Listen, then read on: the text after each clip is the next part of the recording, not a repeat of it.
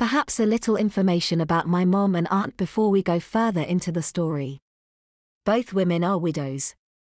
My aunt met her husband at her work, an asylum. She was a nurse and he was the head shrink and came from a fairly well-to-do family, so then he died after only a few years. My aunt was financially independent and therefore found no reason to start working again.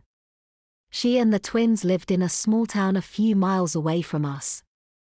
My father was a civil engineer and worked for the local county. He never made the same amount of money like my aunt's husband, nor did he come from a rich family, and this made Mom quite envious of her sister until my father died, 2 years before this story starts, and left her over 2 million kroner from an insurance policy.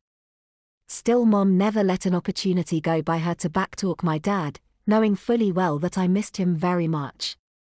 Mom went back to work all the same and works part-time for a female lawyer specializing in lawsuits against companies for discriminating women.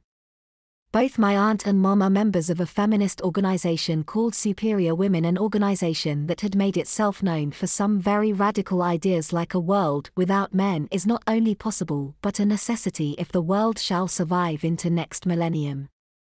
Then we left the ferry over the gangplank. Quite a few of the crew were looking on, jeering and saying things like, "Hello sissy, would you like a kiss?" Or like, "Are your diaper wet, do you need a change?"